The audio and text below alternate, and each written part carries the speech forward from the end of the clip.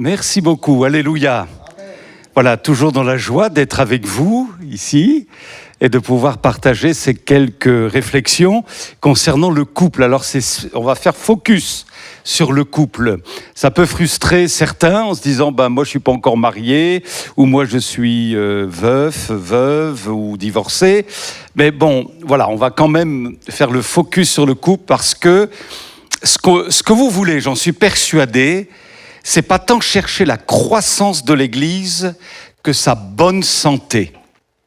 À partir du moment où nous cherchons à favoriser la bonne santé de l'Église, la croissance vient. Et qui dit bonne santé dans l'Église dit aussi bonne santé dans les foyers, dans les couples, chaque membre du corps. Alléluia. Parce que nous formons un tout. Béni soit Dieu. Et donc, il est important d'être en bonne santé. Et je vous propose donc de visiter l'état de santé de votre foyer, de votre couple. Alors, le thème ce soir est très simple. Ça veut dire quoi être marié, finalement ? Vous voyez ? Ça veut dire quoi ? Ça implique quoi que d'être marié ? Qu'est-ce que le mariage ? Alors, je vais vous livrer quelques citations à propos du mariage. La première, c'est une citation biblique. C'est important qu'on repose nos réflexions sur la Bible, parce que c'est la révélation de Dieu. Alléluia. Et on se souvient dans le livre de la Genèse, au chapitre 2, verset 24, cette parole de Dieu, c'est pourquoi, alors je vous lis dans une autre version, moins connue, « Un homme se séparera de son père et de sa mère, et s'attachera à sa femme, et les deux ne feront plus qu'un. » Alors, il est important de le ressouligner ce soir, le mariage est l'idée de Dieu. C'est pas l'homme qui un jour dit « Tiens, ce serait peut-être bien qu'on invente le mariage. » Non, le mariage, c'est l'idée de Dieu, c'est le projet de Dieu. Et à partir de ce verset que nous avons cité dans le livre de la Genèse au chapitre 2, verset 24, se dégagent au moins 3 vérités importantes. Il est dit que l'homme se séparera ou quittera son père et sa mère. Il ne s'agit pas pour autant de claquer la porte et de ne plus avoir de relation avec ses parents. La Bible nous encourage à entretenir des relations saines et amitieuses avec nos membres de famille. Mais qu'est-ce que veut dire ici l'Écriture ? L'homme quittera son père et sa mère, ça veut dire qu'il faut apprendre, quand on laisse partir son fils ou sa fille en vue du mariage, il faut que les parents apprennent à couper le cordon ombilical. Et on l'a souligné hier soir qu'il y a certains couples dont la vie est vraiment rendue impossible à cause de l'ingérence des parents ou des beaux-parents. Donc, il ne s'agit pas, je le ressouligne, de couper tous les ponts, mais il s'agit que les parents laissent la liberté à leur enfant de vivre leur vie de couple, sans ingérence et sans envahir la vie des enfants. Ça, c'est très important. C'est pourquoi l'Écriture dit « l'homme quittera ». Le cordon ombilical est coupé. Deuxièmement, non seulement il doit quitter son père et sa mère, mais il est aussi dit, il s'attachera à sa femme. Et j'ai regardé les différentes significations du mot hébreu rendu par s'attachera en français. Et voici, il y a quand même un certain nombre de synonymes, de pensées qui entourent le mot s'attacher, s'accrocher. L'homme s'attachera, l'homme s'accrochera, collera, adhérera, suivra étroitement, se joindra, rattrapera, saisira, restera avec, sera joint ensemble à sa femme. Ça veut dire quoi ? Ça veut dire que, à partir du moment où nous nous engageons dans les voies du mariage, devant Dieu, c'est un engagement, il s'agit d'un engagement responsable. Ce qui veut dire, j'assume mon choix, j'assume mon engagement. Quelles que soient les circonstances, d'ailleurs ce sont souvent les vœux que nous échangeons au moment du mariage. Je te promets d'être fidèle, je te promets d'être attaché à toi dans les bons moments, dans les moins bons moments, quand je serai en bonne santé, quand je serai en moins bonne santé, si je suis riche ou si je suis pauvre, qu'importe. Je m'engage devant toi, devant Dieu, devant l'Église, à être le mari ou à être la femme que tu veux que je sois. Donc, le mariage, c'est pas fait pour des gamins. Ou je l'ai dit hier, c'est pas fait pour des adolescents, c'est-à-dire des adultes qui ne sont pas parvenus à un état de maturité. Mais le mariage est un engagement, un choix responsable. On assume ce choix de la meilleure manière possible et avec la grâce de Dieu. Donc l'homme quittera son père, sa mère, s'attachera en vue d'un engagement responsable, et les deux deviendront un. Les deux deviendront une seule chair. C'est quoi le but du mariage? C'est un voyage aussi. C'est un beau voyage. Un beau voyage. C'est quoi le but du mariage? Les deux, voilà le but de Dieu, le projet de Dieu, la vision de Dieu, l'ordre du jour de Dieu pour le mariage. Vous allez être un. Ça nous parle de quoi? Ça nous renvoie à quoi? À la complicité. Être un. Il n'y a pas l'un sans l'autre. On forme qu'un, quoi. Il n'y a pas l'un sans l'autre. Si l'un arrive dans un endroit, l'autre va pas tarder, quoi. Vous voyez, c'est ça. Ils sont unis, ils sont complices, ils sont ensemble. Ils ne forment qu'un. Alléluia. Dans un même projet de vie devant le Seigneur. Et ça nous parle d'unité sur 3 plans, et on va y réfléchir tout à l'heure. L'unité physique. Ils ne formeront qu'une seule chair. Ça nous renvoie notamment à la dimension sexuelle, à la dimension de la sexualité dans le cadre du couple. Il y a aussi une dimension d'unité d'âme. L'âme, c'est tout ce qui nous renvoie au caractère, aux émotions, à l'identité, à la personnalité, à l'intelligence. Et puis, ça nous parle aussi d'une unité d'esprit. Ça nous parle du spirituel, ça. Le spirituel. Maintenant, quand on parle d'unité, cela ne veut pas dire ou ne signifie pas uniformité. C'est-à-dire que dans le couple, chacun a son identité, sa personnalité, son caractère. L'un n'envahit pas l'autre au point de le dépersonnaliser. Vous comprenez? Au contraire, chacun s'épanouit dans le cadre du couple, dans son identité. Alléluia. Son identité de femme, d'épouse, son identité d'homme, de mari. Chacun est appelé à s'enrichir dans le cadre du mariage. Béni soit Dieu. Donc, pas d'uniformité. Comme si, tout à coup, alors qu'on se marie, eh bien, il y a l'un des deux qui va perdre son âme quelque part. Voyez, attention à cela. Il faut que chacun s'épanouisse au même rythme, par la grâce de Dieu. Une autre citation, celle d'un réformateur qui s'appelle Luther, qui a œuvré pour le Seigneur au XVIe siècle et qui, lui, était un moine et qui s'est converti à Jésus-Christ, qui s'est marié ensuite. Et il dit ceci à propos du mariage. « Il n'y a pas de plus tendre et charmante relation que celle d'un bon mariage. » C'est bien, hein?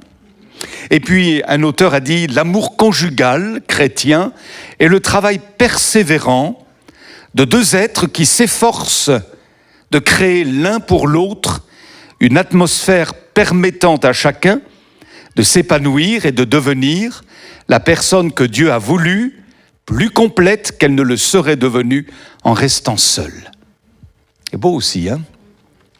Une autre citation. Un bon mariage n'est pas une course de vitesse, mais une course de fond. Et puis, je voulais citer hier Samuel Zakotzian, qui a écrit « Un mariage heureux ». Il dit « Je ne me suis pas marié dans le seul but d'être heureux, mais dans celui de rendre ma conjointe heureuse. Et comme il y avait la réciprocité, eh bien c'était l'harmonie dans le couple. Alors, je voudrais aussi parler du mariage à travers 2 illustrations. Je vais demander à ma chère petite femme de venir ici. Petite illustration qui va nous faire comprendre une autre vérité concernant le mariage. Vous allez comprendre tout de suite. Voilà. Alors, tu vas mettre ta main de la même manière, de l'autre côté, comme moi. Voilà. Ça vous évoque quoi, ça? D'après vous? Oh, te sens pas le besoin de me pousser comme ça? Non, non. Il n'y a pas besoin? Qu'est-ce que vous en pensez? Dos à dos. Collé, dos à dos. Dos à dos. Hein? C'est ça? Dos à dos, davantage? Davantage, oui. Moi, je pense que ça nous parle en fait d'une vie à 2, sans être vraiment à 2. C'est une cohabitation, en fait. On vit sous le même toit, mais il n'y a pas vraiment de complicité, de véritable intimité. Voyez? Et il y a de nombreux couples qui vivent comme ça, en fait. Voyez? Ils sont ensemble, oui, on peut dire collés dans une certaine mesure, mais il manque quelque chose, vous comprenez? Alors il y a une autre façon d'envisager le couple. Là, tu peux y aller, là, comme tu as fait tout à l'heure. Oh là là, waouh, voyez? Là, qu'est-ce qui se passe? Il y a une tension, là. Elle veut s'imposer, vous avez remarqué, hein? Elle veut imposer, là. Hein? Donc, il y a une relation de force. Il y a une relation de force. Et évidemment, ce n'est pas non plus le modèle du couple tel que Dieu l'a conçu pour nous. Et puis, vous allez tout de suite comprendre. Alors là, c'est vraiment la complicité. On est fort, là, voyez. Là, c'est bon. Vous êtes d'accord avec moi? Là, c'est bon. Là, c'est bon. Est-ce que, voilà, pour vous, merci, je t'appellerai encore tout à l'heure. Voilà. Et finalement, chacun peut essayer de comprendre par cette petite illustration quel type de couple il est, quoi. Est-ce que vous cohabitez? Chacun a ses hobbies, chacun a sa vie. Moi, je fais ma vie, toi, tu fais la tienne. Après tout, vous comprenez? Il y a une forme de distanciation dont on a parlé hier. Et au milieu du couple, s'érige rapidement un mur. Vous voyez, un mur. Chacun fait sa vie. Point. Je t'embête pas, tu m'embêtes pas. Voilà. Ou alors, c'est une relation de force. Il y a beaucoup de tension. Voyez, relation de force. Qui va s'imposer à l'autre? Qui va, voyez, donner les ordres? Qui va gérer? Et ça se passe pas bien dans le dialogue, dans la paix, dans l'harmonie. Non, non, il y a une relation de force. Dominant, dominé, voyez. Et puis, il y a vraiment la complicité, l'unité, tout ce que Dieu veut pour chacun de nous. Et ce qui est formidable, c'est que, finalement, nous sommes des êtres si différents et à la fois complémentaires. Si différents. C'est vrai, vous avez vu, déjà, au plan de la corpulence, ma femme est différente de moi. Voyez? Rien que ça, déjà. On a des différences, et pourtant on est complémentaires. C'est formidable. Hein? Alors, on va essayer de voir quelques différences. Vous savez, il y a un livre qui a été écrit par un monsieur qui ne fait pas allusion au spirituel, hein, mais il parle des différences entre les hommes et les femmes dans le cadre du couple. Il a intitulé son livre « Les hommes viennent de Mars et les femmes de Vénus ». Et c'est vrai que parfois, on peut rire de nos différences. Hein, dans le domaine, par exemple, du langage, l'épouse va dire est-ce que quelqu'un pourrait nettoyer la table ou... Ben, quelqu'un, je regarde partout, mais il n'y a personne, c'est moi en fait. C'est sa manière de parler, c'est une manière différente. Moi, je lui dirais, bon, tu peux laver la table, quoi. Mais là, est-ce que quelqu'un... C'est pas forcément les mêmes codes. Et parfois, il faut essayer de décoder le langage de son conjoint. Vous voyez, hein, mais c'est une réalité. Il faut décoder, même à travers une colère. Voilà, messieurs, votre épouse n'est pas en forme. Ouh là là, visiblement, elle est agressive là ce soir, ou elle est agressive ce matin. Qu'est-ce qui arrive? Qu'est-ce que j'ai fait de mal? Qu'est-ce qui se passe, quoi? Bon, en fait, c'est un langage. Ça veut dire quoi derrière? Elle est frustrée, elle est insatisfaite, et ne sachant peut-être pas comment l'exprimer, elle va l'exprimer par une forme d'agressivité. Donc, c'est aux messieurs de décoder, mais qu'est-ce qui se passe, quoi? Et vice-versa, d'ailleurs.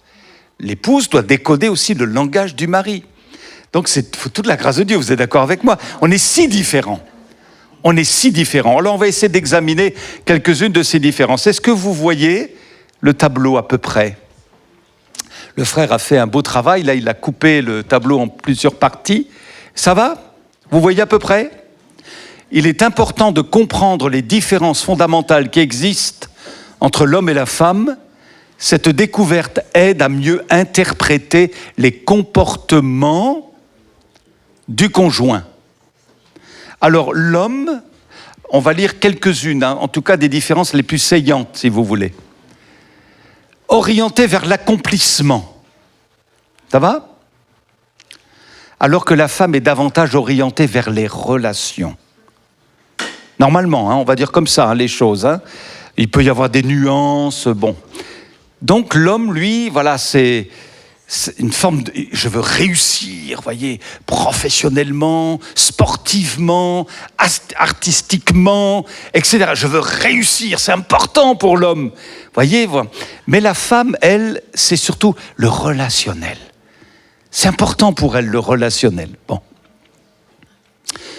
Alors l'homme peut s'identifier à son travail, case 1. Pour la femme, elle voit surtout dans son foyer la prolongation de sa personnalité. Bon, ça peut être nuancé, évidemment. Ensuite, case 2. Oui, ça c'est clair. L'homme a des difficultés à exprimer ses sentiments. On l'a dit hier, on est comme ça, quoi. Et c'est pas facile. Alors, c'est assez rare les hommes qui sont très ouverts, qui peuvent exprimer ce qu'ils ont sur leur cœur à leur épouse. Il garde. Vous voyez, il a sa fierté d'homme, vous comprenez? C'est moi le mâle. Vous voyez, c'est pas facile. Et en plus, avec les différentes cultures que nous représentons, c'est peut-être plus marqué encore dans certaines cultures plus que dans d'autres. Où l'homme, il laisse rien passer, quoi. Il semble impassible, à tel point que son épouse peut en souffrir. De toute façon, rien ne te touche, toi. Tu dis rien. Vous voyez, je t'ai jamais vu pleurer. Ouais, c'est pas facile, ça, quand l'homme est comme ça, un petit peu replié sur lui-même, refermé. Alors que, dans la case des femmes, la case 2, il y a un besoin fréquent de manifestation, de tendresse. Elle est plus sensible. Voyez, pour l'homme, case 2, le romantisme n'est pas forcément nécessaire. Voyez? Voilà, c'est comme ça. Le romantisme n'est pas forcément nécessaire. Mais alors, si vous dites à votre épouse, écoute, on va aller marcher en forêt, il fait beau, le paysage est magnifique. En plus, nous osons la prendre par la main. Alors là, c'est le top. Vous comprenez? Ou alors, vous la serrez contre vous. Et c'est romantique. Alors, nous, les messieurs, on apprécie ce moment, mais bon, on peut aller voir les champignons, on peut, vous comprenez? Voilà. Mais l'épouse, elle est contente. Elle vit quelque chose de romantique. Et ça la satisfait. Alors, vous voyez les différences, Donc, pour faire cohabiter ces deux mondes si différents, il faut toute l'aide de Dieu, vous ne croyez pas? Et puis une certaine maturité aussi. Voilà. Alors, l'homme, case 2, a besoin de respect, d'admiration. Voilà. Alors, case 3, homme, besoin de réflexion, de concentration, de préparation psychologique. Alors, les dames passent d'une chose à une autre. Elle appuie sur le bouton du lave-vaisselle, elle repasse le tricot de monsieur, ensuite elle va changer le gamin, ensuite, vous voyez, c'est incroyable. C'est incroyable. Parfois, on se dit, mais c'est vraiment... Elles sont des machines. Elles sont formidables, nos dames. Hein. Elles sont formidables. Elles sont capables de faire des choses. Voilà. Alors, case 4. L'homme aurait peut-être une tendance plus marquée à l'égoïsme. Ah, oh là là, ça sort du cœur. Ça sort du cœur. Oui. Et la femme, devoir du souci accompli. Vous voyez, par exemple, bon, mais c'est pas grave si c'est pas... Il y a de la poussière là, mais c'est pas méchant, c'est pas grave, quoi. Ah si, moi, si quelqu'un vient à la maison, je veux pas qu'il y ait toute cette poussière. Non. Vous voyez, il faut... Souci du devoir accompli, quoi. Il faut que ce soit nickel. Oh, au fait, il y a un tel qui vient à la maison. Ouh là. Bon, vous voyez, c'est un petit peu...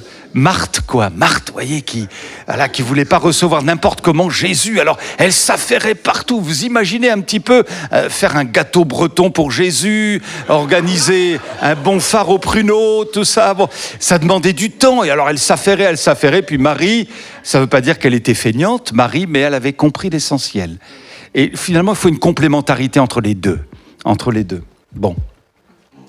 Alors, tendance à l'égoïsme, devoir du souci accompli. Case 5, on l'a dit, l'homme a plus cette tendance à dissimuler ses sentiments, alors que la femme aime partager ses sentiments en profondeur. Case 6, côté homme, besoin d'être encouragé après un travail. Je dirais, moi, personnellement, pour les femmes, c'est pareil.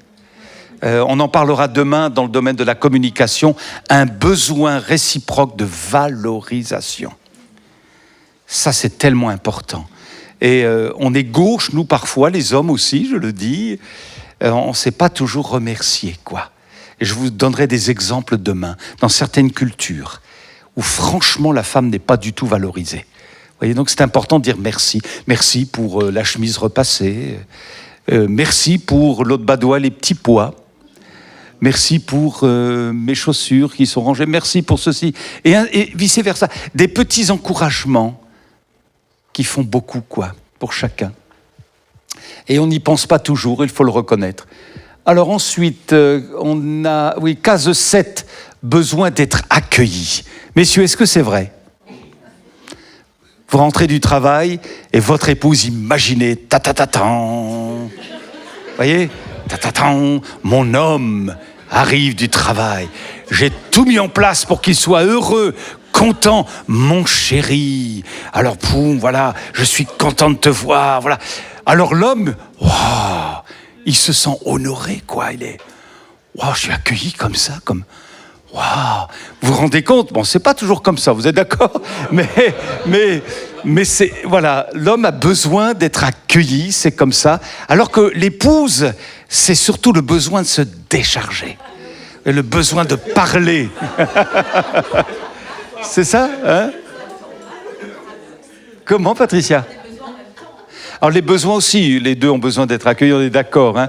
Mais l'épouse, on l'a dit hier aussi, a besoin de parler. Alors que l'homme, après une journée de travail, beaucoup de calculs, beaucoup d'efforts, beaucoup de ceci, il a besoin d'être dans son canapé, tranquille, que personne ne me parle. Et l'épouse dit, oui, comment ça s'est passé ? Vous voyez, ça. Alors, case 8 pour l'homme, l'homme veut être fier de son épouse. C'est vrai, hein ? C'est dommage quand une épouse n'est pas la fierté de son mari, quoi. Vous voyez ? Alors, ça veut dire quoi ? Ça veut dire veiller à son attirance physique. C'est important, ça aussi. Il ne faut pas que la femme se néglige. Et voyez-vous, autrefois, toutes les femmes étaient sur la même forme. Il y avait une uniformité. On voyait bien les dames pentecôtistes sortant des églises. Elles avaient toutes le même accoutrement. Je ne sais pas si vous avez connu ça. Et puis, c'était pas spirituel d'être bien, voyez, à la mode, etc. Alors, il ne faut pas aller dans les excentricités. On est d'accord là-dessus. Il faut être dans la décence, mais en même temps se faire belle pour son mari. Pas pour les autres, hein, mais pour son mari. C'est important, vous comprenez ? Parce que imaginez, la femme, l'épouse est négligée au niveau des cheveux, négligée son visage, au niveau des vêtements, c'est pas grave, c'est pas grave. Mais vous dites ça, mais votre mari ne le dit peut-être pas de la même manière. Et quand il a une épouse attrayante, qui fait des efforts pour plaire à son mari, ça valorise aussi le cœur du mari. C'est important. Alors il veut être fier de son épouse.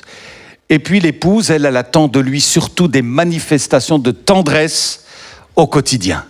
Alors ça, on a besoin de secours, frère. Hein, voilà.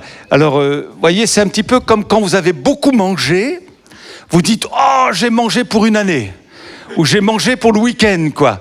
Puis, curieusement, vous avez encore faim le soir ou le lendemain. Voyez ? Bon, alors vous avez donné un gros bisou à votre épouse, vous dites « Bon, ben, tu en as pour un mois, là ». Vous voyez ? Donc c'est pour ça, c'est au quotidien, au quotidien. Voilà, et on pourrait dire, mais enfin, je t'ai déjà embrassé, je t'ai déjà serré dans mes bras. Et oui, mais ça fait combien de jours ? Ah, c'est vrai, ça fait une semaine, ou excuse-moi, Voilà, vous voyez, l'épouse est sensible à ça, au quotidien. Alors, ah oui, case 9. Alors, pour l'homme, à moins que, hein, c'est pour ça on peut nuancer, mais les fêtes, les anniversaires, bon, à la limite, moi j'avoue franchement, si on me souhaite pas mon anniversaire, c'est pas grave, quoi. C'est pas grave. Mais pour les épouses, c'est important. Vous voyez, la fête des amoureux. Alors, moi j'avoue, je suis gauche. C'est vrai, Patricia, hein, je suis un petit peu gauche. Je m'améliore. Voilà, amen. Mais c'est la Saint-Valentin. Alors, je vous avoue, la Saint-Valentin, je suis pas dans le romantisme. Voilà, je peux être dans l'Apocalypse, c'est tout, vous comprenez ? Mais mon épouse, c'est la Saint-Valentin, quoi. Oh, faut que je sorte du labyrinthe de l'Apocalypse pour réatterrir et penser que ce serait peut-être bien d'acheter une fleur, de l'inviter au resto, de lui dire « Bonne fête !» Vous voyez, la fête des amoureux. Vous voyez, donc ça... oui, je suis très pratique, hein, on est d'accord. Hein. Là, alors, on n'est pas sur la signification du livre du Lévitique. Hein. Et je vais vous dire franchement, dans les églises, c'est pas le commentaire du livre du Lévitique qui pose problème. Mais c'est les problèmes de couple. Les difficultés dans les familles. C'est ça qui pose problème. Concernant le commentaire du Lévitique, vous serez toujours d'accord avec votre pasteur. Il n'y a pas de problème.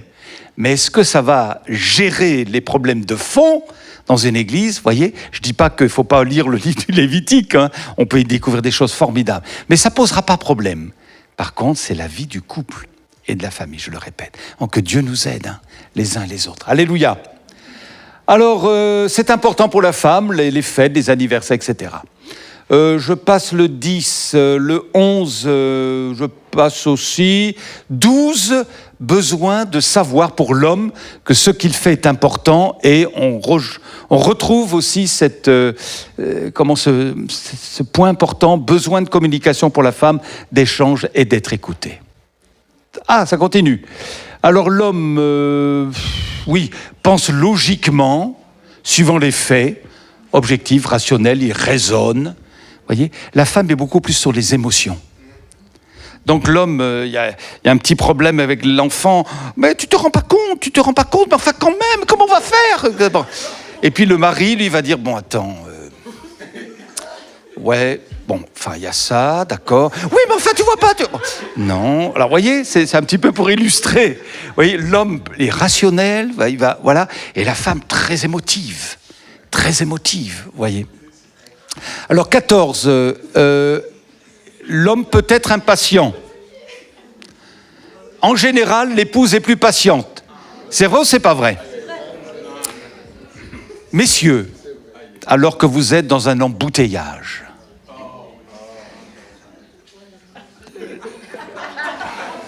voilà, vous comprenez ? L'homme est moins patient. Alors que l'épouse, elle va calmer le jeu, en général. Bon, voilà. Alors, case 15, l'homme aime vaincre et réussir. L'épouse, elle recherche surtout la qualité de vie. voyez, d'être bien, quoi, d'être en sécurité, d'être protégé, sentir que ça marche, ça va du côté des enfants, ça va dans la santé, voilà, c'est surtout ça, la qualité de vie. L'homme, lui, il faut des défis, il faut relever des défis, etc. Voilà. Et puis 16, alors le foyer est une partie de sa vie, quoique là on peut nuancer aussi, et pour les épouses, pour certaines en tout cas, c'est toute leur vie. Voilà, on peut nuancer. Hein. Bon. Ça va jusqu'à maintenant? Donc on est bien d'accord, on est différents. On est différents. Et pourtant, nous sommes complémentaires. Et le miracle, il est là. C'est le miracle pour nous de l'amour de Dieu, qui va cimenter notre unité. Même si nous sommes différents, eh bien, béni soit le Seigneur, il y a la grâce de Dieu. Et cet amour va être aussi fort, en tout cas on peut s'en inspirer, que celui que Christ a pour son Église. Alors une deuxième illustration maintenant. Je pense qu'elle est importante aussi. Donc vous vous souvenez d'illustration avec les mains? Alors ma petite femme va venir, voilà encore. Deuxième illustration de ce qu'est le mariage. Ça va? Tu tiens le coup? Alors comment tu vas faire pour que tout le monde te voie? Alors, est-ce que tu peux aller derrière moi? Est-ce que vous la voyez? Voilà. Il y a des mariages comme ça. Madame n'existe plus. Comprenez? Alors maintenant,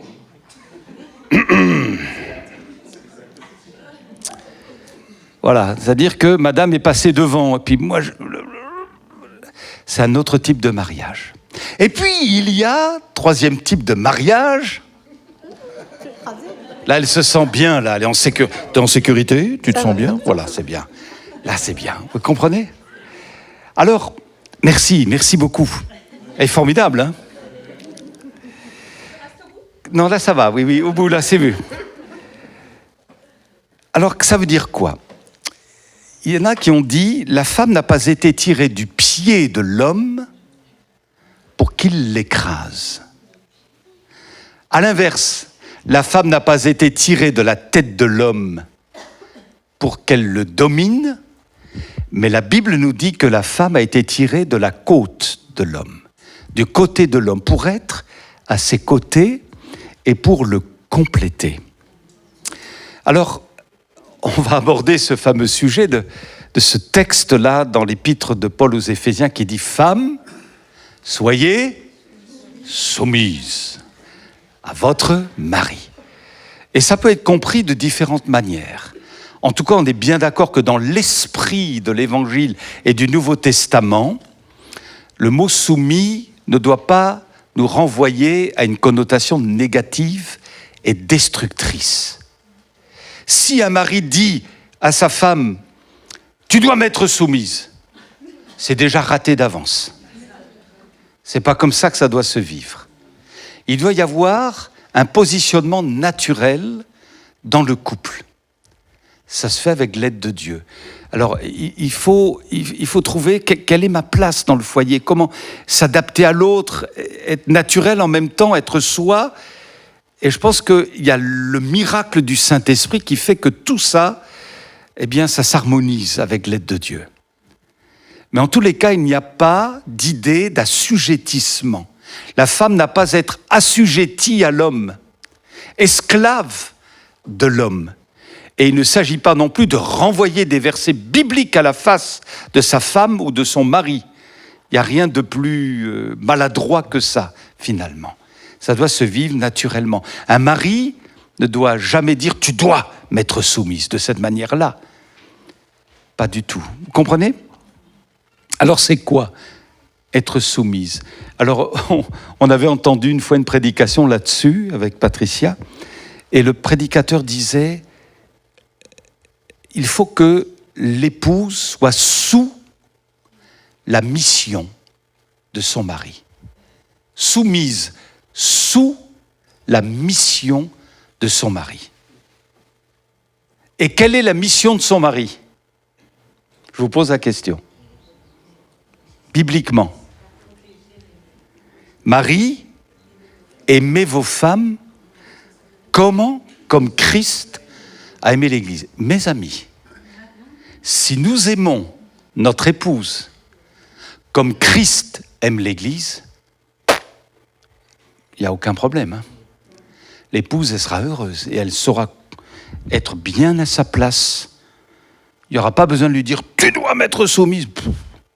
Si nous l'aimons de cette manière-là, elle, qu'est-ce qu'elle va faire? Naturellement, elle va se mettre sous la mission de son mari, qui consistera à la protéger, à faire en sorte qu'elle soit heureuse et qu'elle s'édifie et grandisse.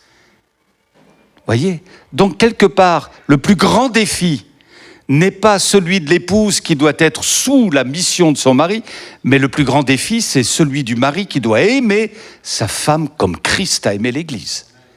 Et là, ça recadre tout, ça remet tout dans l'ordre. Que Dieu nous soit en aide, hein. Vous êtes d'accord avec moi? Alors, vous savez qu'il y a dans la Bible 3 mots rendus en français par amour. 3 mots grecs. Il y a le mot agapé, qui est rendu par amour, il y a le mot philéo, et il y a le mot éros. Le mot agapé nous renvoie à l'esprit, si on veut. Le mot philéo nous renvoie à l'âme, à l'harmonie dans l'âme. Et le mot éros nous renvoie à l'intimité des corps. On va essayer d'examiner ça, vous êtes d'accord? L'amour agapé, il est important de fonder la vie du couple sur l'amour agapé. C'est pas l'amour qui dit donne, donne.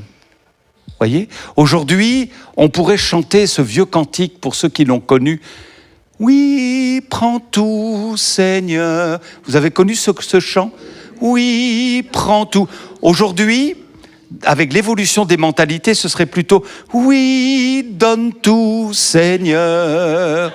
Oui, donne tout, Seigneur. » Voyez? Parce qu'on a peut-être oublié la dimension de l'amour agapé. Et l'amour agapé, c'est l'amour désintéressé. Je ne cherche pas mon avantage, mais je veux chercher l'avantage de l'autre. Et la vie du couple, ça doit être fondé sur l'amour agapé. Dieu a tant aimé, et le terme là grec, c'est le mot agapé. Dieu a prouvé son amour en donnant son Fils. Et nous, finalement, nous allons prouver comment notre amour pour notre conjoint en nous donnant. En nous donnant. Ça demande des efforts. Les enfants, c'est pareil. Pour les parents, on va donner de notre amour. Alors, ça ne sera pas facile en pleine nuit pour donner le biberon du petit. Vous savez, il faut se donner. La maman se donne à fond, le papa aussi. Eh, lève-toi. Ah non, pas toi. Lève-toi. Si, vas-y. Ah non, c'est toi qui as fait hier. Bon, alors, c'est à toi. Wow, parfois, ça arrive. Hein. Moi, je sais que ça m'est arrivé, ça. Vous comprenez? Aimer, c'est se donner. Un amour désintéressé. Et ça tue la bombe qui fait exploser tant de couples dans le monde dans lequel nous vivons, c'est l'égoïsme, l'égocentrisme. On ramène tout à soi, toujours à soi. Et alors là, ça tue les foyers, ça tue les couples. Et on peut tous réfléchir, finalement, je vis comment ma relation avec mon conjoint, ma conjointe, je la vis comment? Est-ce que je suis plus dans cette attitude d'attendre toujours de l'autre qu'elle me comble, qu'elle me donne, qu'elle me serve? Ou est-ce que c'est moi plutôt qui dois donner, servir? Et quand c'est vécu dans le couple de la même manière, c'est formidable, quoi. Chacun se sert, chacun donne. On ne cherche pas son intérêt, on cherche l'intérêt de l'autre. Ça, c'est le miracle de l'amour divin. Il faut toute la grâce de Dieu. Alléluia. Et cet amour-là, c'est un amour qui dure. Pourquoi au bout de 3 mois, parfois, certains couples sont détruits? On parle de divorce, parce qu'il y a de l'égoïsme avant toute chose. Mais l'amour agapé se vit, comme je l'ai dit tout à l'heure, dans la santé ou dans la maladie. Quand tout va bien, et quand tout va mal. Et il arrive parfois que dans la vie du couple, il y a des saisons difficiles, des saisons hivernales. Vous avez déjà vécu ça? Pas facile. Les enfants tournent mal, problème de chômage, problème de santé, problème avec les familles, problème avec ceci, problème avec cela. Waouh! Les épreuves pleuvent. Eh bien, il faut tenir bon, il faut que la barque du couple tienne bon, chavire pas. Et c'est dans ces moments-là qu'on voit la solidité du foyer aussi. Et que le foyer se serre les coudes plus que jamais avec l'aide de Dieu. Et ainsi, on enrichit, on fortifie, on consolide son couple. Alléluia. Je suis persuadé que quand je n'allais pas bien, eh bien, mon épouse, et ça j'en rends témoignage, a tout fait pour que ça aille mieux finalement. Et je suis donc convaincu que son amour et le mien se sont renforcés encore plus à travers ce passage dans l'épreuve. Gloire à Dieu, hein. Ça peut paraître paradoxal. On pourrait croire que finalement, un couple qui marche est un couple où tout va bien, il n'y a pas de difficulté, il n'y a pas de problème. Mais non. On sait bien qu'il y a des vents contraires, mais ça solidifie nos racines. Alléluia. Que Dieu nous aide, hein. Et ça, c'est un amour qui vient d'en haut. Béni soit Dieu. Et vous savez quoi? Bien, quand il y a ce fondement dans le couple, donc c'est un contrat à faire avec soi-même, avec Dieu, bien sûr, avec soi-même et avec son conjoint. Si vous envisagez, alors peut-être qu'il y a des jeunes couples pas encore mariés, hein, c'est l'idéal, hein, de se dire, mais en fait, comment je vais envisager ma vie de couple alors que je vais bientôt me marier? Si tous les deux, vous discutez là-dessus et vous dites, on est d'accord, c'est un contrat qu'on fait ensemble, voilà la base de notre amour, c'est un amour agapé. Point, terminé. C'est un amour agapé, c'est tout. C'est une décision à prendre, elle est radicale, mais c'est comme ça. Et si on le vit comme ça, le mariage ira loin. Dieu le bénira. Amen.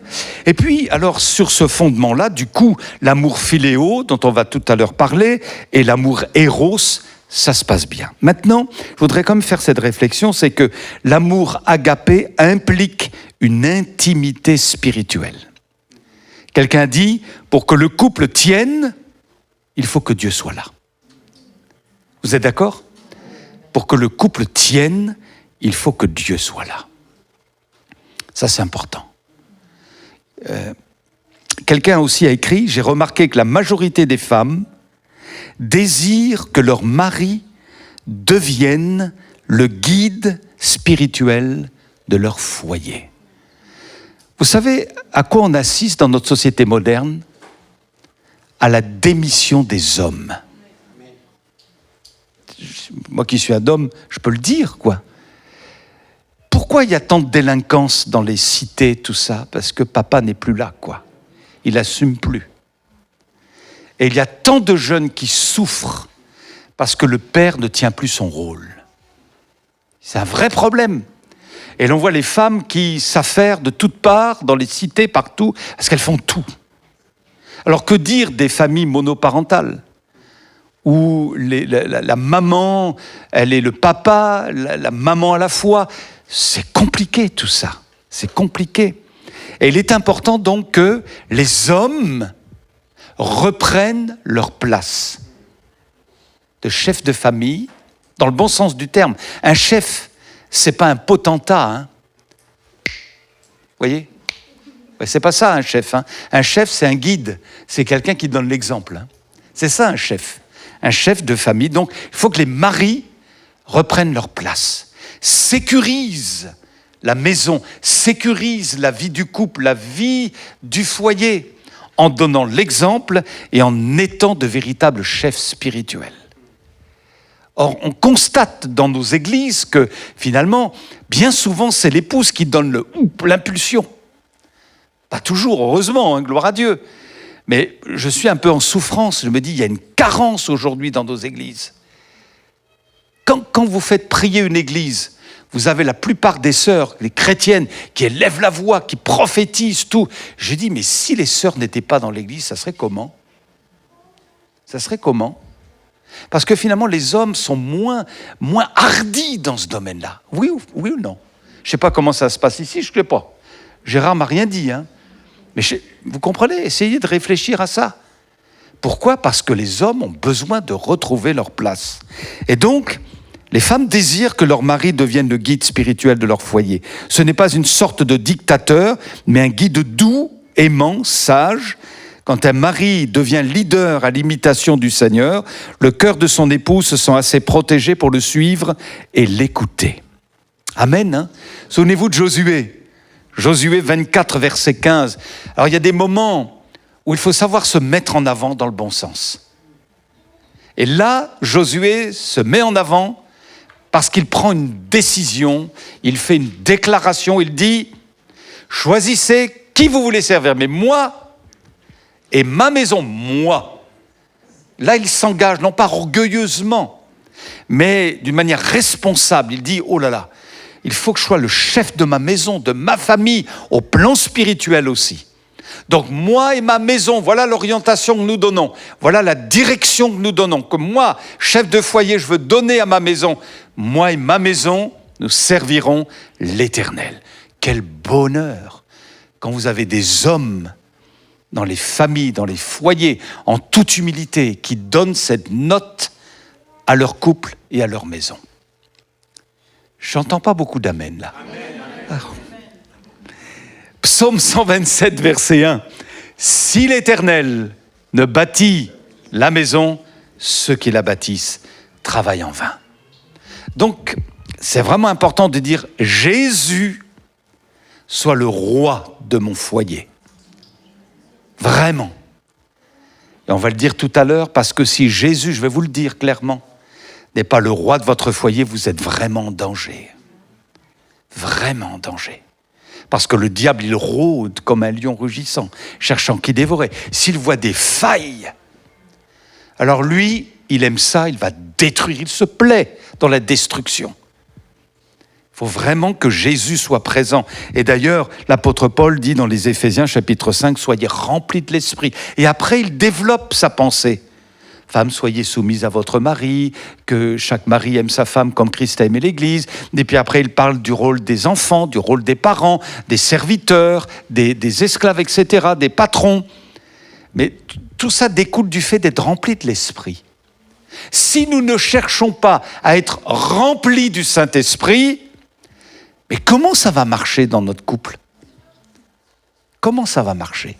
Donc, en tant que mari, j'ai pas seulement besoin de comprendre qu'il me faut être rempli du Saint-Esprit dans mon Église, mais je dois être rempli du Saint-Esprit dans mon couple, dans mon foyer, avec mes enfants, avec mon épouse, avec mon mari, etc. Être rempli de l'Esprit, c'est tout ça. Et alors, il va y avoir une alchimie extraordinaire avec le ministère du Saint-Esprit au plan relationnel. Dieu, par son Esprit, va mettre de l'huile partout pour que ça marche bien. Au lieu que ça grince comme les portes, vous mettez un petit peu d'huile sur les gonds et du coup, tout passe bien. Gloire à Dieu. Être rempli de l'Esprit. Gloire à Dieu. Un auteur a dit « Votre couple se trouve sur un champ de bataille spirituel et non sur un balcon romantique. » Ça nous ramène à des réalités. Donc, il faut bien comprendre ça. Il ne faut pas le voir partout, l'ennemi. Mais, vous savez, l'ennemi, il veut détruire ton couple. Même si tu as 40 ans de mariage, 30 ans, 25, le but du diable, c'est de tout casser. Voilà.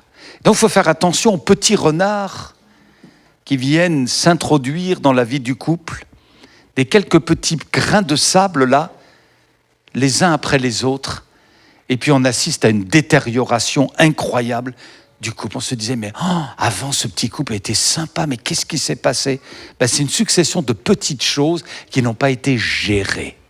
Il faut vraiment que Dieu nous aide. Alors, pour cela, il faut une vie avec Dieu qui soit conséquente, mais on en a parlé un petit peu, j'en ai fait allusion, il est essentiel, et ça, nous en tant que pasteurs, on rencontre cette problématique avec les couples. Il faut prier ensemble. Et c'est curieux que finalement, ça ne fait pas l'unanimité, ça. En tout cas, de ce que nous avons vécu, nous, dans nos entretiens avec les couples, c'est un vrai problème. Et je dirais, je ne vais pas faire le sondage là ce soir, mais que c'est davantage une minorité de couples qui prient ensemble.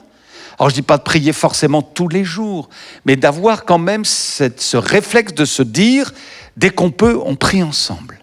On a un moment ensemble. C'est naturel, quoi. C'est naturel. On prie l'un pour l'autre. On prie pour les besoins de la maisonnée. On prie pour les enfants. On prie pour ceci. On prie pour cela. On prie pour notre église. Mais à deux. Voilà, à deux. Alors, pourquoi pas de prière ensemble? Qu'est-ce qui se passe? Alors, j'ai noté un certain nombre de points. Crainte d'un côté mystique de l'épouse vis-à-vis de son mari et vice-versa. Manque de temps, ou parce qu'ils n'en ont pas pris l'habitude dès le départ de leur mariage.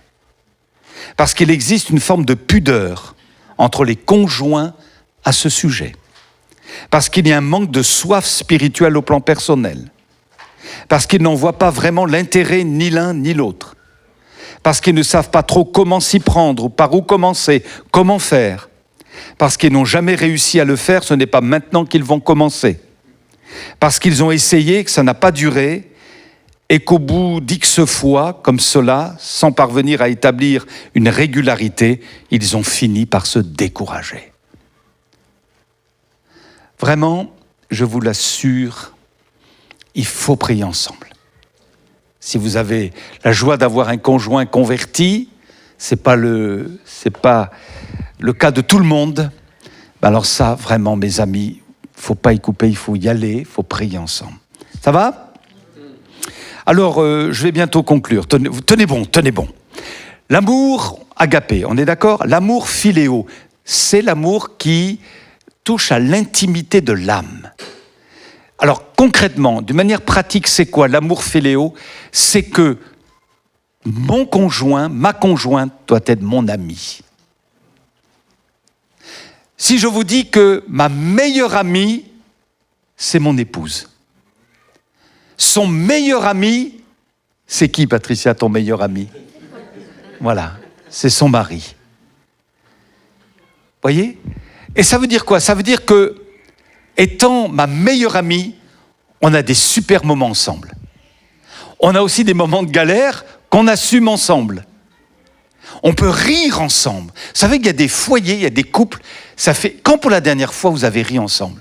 Vous voyez? Quand pour la dernière fois vous avez ri ensemble? Certains pris par le rythme de la vie effrénée d'aujourd'hui, ça fait longtemps qu'ils ne se sont pas amusés ensemble. Mais je pense que c'est important, même si on a un petit peu d'âge, mais moi ça m'arrive de taquiner mon épouse. On rit ensemble, c'est pas vrai? On essaie de rire ensemble, de se détendre ensemble. Il y a tellement de choses à assumer qui ne sont pas faciles, parfois. Mais c'est important d'avoir cette amitié entretenue dans le cadre du couple. Ça se cultive, tout ça. D'œuvrer ensemble, de pleurer ensemble. On l'a dit tout à l'heure, de se livrer l'un à l'autre. Ses frustrations, ses joies, ses peines, ses combats, ses tentations, c'est tellement important. Et on revient à ce mot-clé, votre couple, mon couple doit être complice. Il faut trouver dans chaque couple une complicité. Alléluia. Et vous savez que la complicité, c'est 1 que multiplie 1. C'est pas 1 plus 1. D'ailleurs, il paraît qu'un cheval peut tirer une charge de 6 tonnes, 2 chevaux peuvent tirer une charge de 36 tonnes. Ça multiplié par 6. Et à 2, on est plus fort. 2 valent mieux qu'1, dit la Bible. Amen. Et le dernier point. Alors, l'amour agapé, qui est le fondement. L'amour philéo, qui nous renvoie à l'intimité de l'âme. On a des points communs. On se retrouve, voyez, voilà. Et puis l'amour éros. Ça nous parle surtout de sexualité. Mais on le sait très bien, la sexualité, finalement, elle ne se vit pas brutalement. Elle se prépare. Et ça, les dames, alors, en savent quelque chose. Il faut que ça se prépare. C'est-à-dire que si vous, messieurs, si moi, Daniel, tu as été désagréable avec ton épouse, pendant la journée, n'attends pas d'avoir des satisfactions avec ton épouse le soir. Je parle de manière très claire. Parce que la sexualité doit se vivre en amont. En amont. Alors, c'est pourquoi c'est bien d'être tendre autant que faire se peut, l'un avec l'autre, dans la journée, quand on se retrouve, de pouvoir se dire même des choses gentilles, des choses agréables, de se toucher la main, Je sais que mon épouse fait souvent ça, elle me fait ça comme ça, voyez, une petite caresse sur la joue. Voyez, voilà. Ça se vit en amont pour que la sexualité soit un moment agréable. Eh bien, il faut penser à tout cela. Certains vivent mal leur sexualité. C'est un vrai problème dans le couple, parce que peut-être qu'en amont, ils ont vécu, en tout cas dans leur jeunesse, avec une maman, un papa ayant une éducation rigide. Et sur ce point-là, ils ont une certaine compréhension faussée de la sexualité. Ils pensent que c'est sale. Ils pensent que c'est pas... On peut se passer de ça, quoi, vous voyez ? Et ça se vit pas bien. Et il y a bien des foyers qui peuvent voler en éclats faute d'une sexualité épanouie, construite, libre, heureuse. Alors, je ressouligne ce point, c'est important de le dire. La sexualité a toute sa place dans la vie du couple. Et si vous n'avez pas eu de rapport sexuel avec votre épouse, votre mari, depuis, sauf pour problématiques de santé et tout ça, mais depuis des mois et des mois, c'est qu'il y a un problème. C'est qu'il y a un problème. Voyez ? La vie du couple n'est pas que sexuelle. C'est d'abord tout ce qu'on a vu avant. Je ne vais pas y revenir. Mais la sexualité fait partie de la vie du couple parce que ça a été voulu de Dieu. Et elle n'est pas sale. La sexualité est sale dans la pornographie. On est d'accord. Parce que ça ne se fait pas avec des sentiments amoureux. Ça ne se vit pas dans le cadre protégé du mariage, tel que Dieu l'a voulu. Mais une sexualité épanouie est voulue de Dieu. Le plaisir sexuel est une réalité. Et la sexualité ne se vit pas simplement que pour enfanter, créer un enfant, faire un enfant, mais elle se vit pour le confort du couple aussi. Alors, ce que les femmes doivent savoir, j'ai lu ça dans un ouvrage, la sexualité de votre mari est stimulée quand il vous regarde. L'épouse doit faire en sorte d'être attrayante pour son mari. Pour lui, l'intimité sexuelle est plus que combler un besoin physique. C'est la façon la plus sensible de lui faire savoir qu'il est parfaitement désirable et accepté. Une femme qui se refuserait systématiquement à son mari l'humilierait. Il faut savoir que l'une des grandes attentes de l'homme dans le mariage est la satisfaction du désir sexuel. Ce que l'homme maintenant doit savoir, la sexualité de l'épouse est stimulée par le toucher de son mari. Les attitudes pleines d'attention de celui-ci au cours de la journée, c'est ce que j'ai évoqué tout à l'heure, ses paroles valorisantes. Elle a besoin de temps, d'attention, de se sentir aimée, appréciée, chérie pour ce qu'elle est. Une femme doit être liée émotionnellement pour désirer être liée physiquement. L'intimité sentimentale et spirituelle conduit à l'intimité sexuelle. Elle se sent attirée vers son mari quand il lui dit qu'il est fier d'elle. Le cœur à cœur conduit au corps à corps. C'est pas moi qui ai dit ça, hein, mais c'était quelqu'un. Le cœur à cœur conduit au corps à corps. Voilà, on va arrêter là pour ce soir.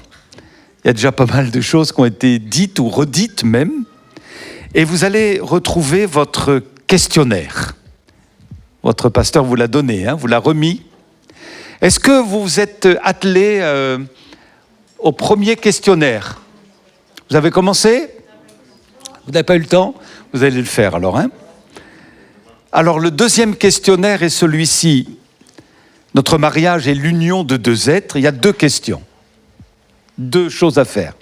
La première, notez quelques qualités chez votre conjoint. Pensez à ses points forts et comment ceci comble vos besoins. Ça va? Donc chacun peut répondre à ça. Et le deuxième point, en vous inspirant de ces qualités, les qualités de votre conjoint, écrivez-lui une lettre d'encouragement. Puis, une fois terminé, lisez votre lettre l'un à l'autre. Vous allez le faire? Alors, moi j'ai ma lettre. Elle est dans mon bureau, dans un des tiroirs de mon bureau. J'ai ta lettre, je l'ai. Tu as la mienne? Tu as la mienne, voilà. On l'a gardée, on avait fait ça fait quelques années déjà. Et donc, on s'est écrit une lettre, voilà. Donc je l'ai, elle l'a. Et parfois, ça m'arrive de la relire. Oh, je suis touché en la relisant, je dis, c'est moi ça, ben dis donc. Oui, ça me donne un peu de... Ouais, ça me... Voilà. Mais je crois que c'est important. C'est important, il faut se parler cœur à cœur. Et écrivez-vous une lettre d'encouragement. On a besoin d'être encouragé dans nos couples. Gloire à Dieu, par des choses concrètes comme ça fait toujours du bien. Amen. Et même, alors on va pousser le bouchon, même à travers cette petite lettre que vous allez faire, vous pouvez aussi lui faire un tout petit cadeau. Un cadeau réciproque. Ça peut être une petite chose, mais c'est pour lui signifier que voilà, votre conjoint a de l'importance pour vous. Amen. Alors demain, on va s'intéresser à un point très important, la communication. Donc vraiment, il faut que vous veniez. Vous viendrez? Voilà, 15h, c'est ça, Gérard. Demain, la communication, alors c'est un gros point, celui-là. Voilà, vous allez voir, voilà. Et puis dimanche matin, alors on va s'accrocher à quelque chose d'assez compliqué, c'est la gestion des conflits. Voilà, parce qu'il y en a des conflits dans nos couples. Comment les gérer? On va essayer d'être sage dans ce domaine-là et de trouver des pistes pour les gérer, ces fameux conflits. C'est pas compliqué, tout est dans la Bible en fin de compte, mais c'est bien de le réentendre. Alors tout ce que je vous dis, vous le savez. Mais l'avantage, c'est que c'est redit, c'est dit, et ça nous fait du bien. Moi, en vous le disant, je me fais du bien. Et je me dis, bon, il faut continuer, quoi. Faut construire, faut bâtir, faut aller de l'avant, faut faire mieux encore avec ta grâce. Il n'y a rien de banal dans tout ça. Il faut que tu nous aides. Amen. On prie ensemble? Vous êtes d'accord? Tu vois ceux qui sont, Seigneur, présents dans ce lieu, ceux qui sont à l'écoute aussi sur Internet, on te prie pour tous les couples que nous pouvons représenter. On a besoin de toi. Seigneur, toi, tu ne veux pas le conflit perpétuel. Tu ne veux pas la disharmonie. Tu ne veux pas de couple dysfonctionnel. On n'est pas appelé à ça. Il y a des combats, il y a des défis. Il y a parfois des déceptions, il y a des joies. C'est la vie sur terre.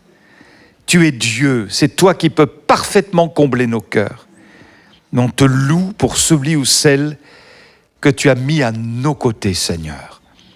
On veut vraiment apprendre à l'aimer. Seigneur, fais-nous grâce. Nous voulons être des repères dans ce monde chaotique où la cellule familiale est visée jusqu'à destruction par l'ennemi de nos âmes. Nous savons qu'un couple qui s'aime est en horreur à l'enfer. Mais quelle bénédiction pour le royaume de Dieu. Nous te prions pour que les couples ici représentés soient de plus en plus consolidés, rendu indestructible. Il y a certainement des failles, des faiblesses, des lacunes. Nous te prions pour que, Seigneur, dans ta grâce, tu permettes à chacun de relever la tête et d'aller de l'avant, en vue de construire son foyer de mieux en mieux. Fais-nous grâce, que le Saint-Esprit soit l'élément moteur de nos vies de couple. Seigneur, peut-être que certains sont au bord de la séparation, mais tu es capable d'opérer un miracle et de restaurer. Au nom de Jésus, nous pensons bien entendu à ceux qui sont seuls, à ceux qui sont encore célibataires, à ceux qui ont perdu leur conjoint en raison d'un décès. Seigneur, encourage, soulage, soutiens, fais grâce aussi, s'il te plaît, Seigneur.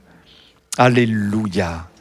Nos bien-aimés ne sont pas des sous-produits pour autant, des membres inférieurs du corps de Christ. Chacun a sa place dans le don qu'il a reçu, là où il en est, dans la position où il est. Bénis ta maison, bénis ta maison.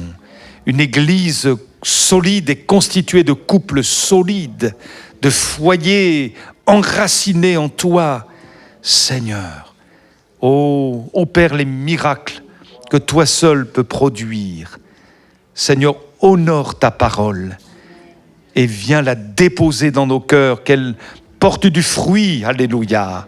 S'il te plaît, Seigneur, nous t'en prions au nom de Jésus. Nous savons que Satan n'est pas content de tout ce qui a été dit ce soir à nouveau, mais nous n'en avons que faire.